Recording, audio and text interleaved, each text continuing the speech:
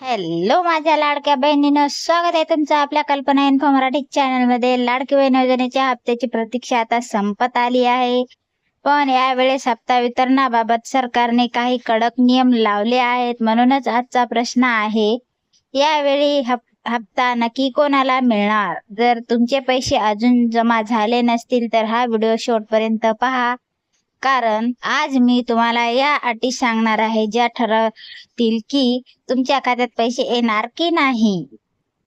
आता प्रश्न उरतोच की कोणाला हप्ता मिळणार। बहिणींनो, 24 मार्च नवीन GR नुसार सर्वात आधी अनुसूचित जाती म्हणजे SC आणि नवबौद्ध प्रवर्गातील पात्र महिलांसाठी 277 कोटींचा निधी मंजूर झाला आहे।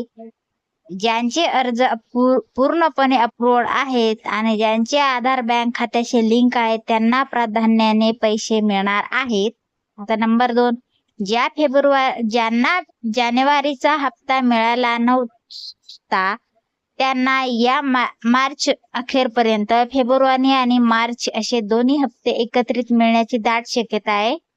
पैसे कोणाचे अडकणार? ठीक आहे, आता सर्वात महत्त्वाचा, कोणाला पैसे मिळणार नाहीत। सरकारने स्पष्ट केलं आहे की ज्या महिलांना आधीच संजय गांधी निराधार योजना किंवा श्रावण बाळ योजनेतून पेन्शन मिळते त्यांना लाडकी बहीण योजनेचा लाभ मिळणार नाही। जर तुम्ही दोन्ही ठिकाणी अर्ज केला असेल तर तुमची पडताळणी होऊन या योजनेचे पैसे थांबवले जाऊ शकतात। तसेच जर तुमच्या बँक खात्यात KYC अपडेट नसेल किंवा DBT बंद असेल तर हप्ता मंजूर असूनही तुमच्यापर्यंत पोहोचणार नाही।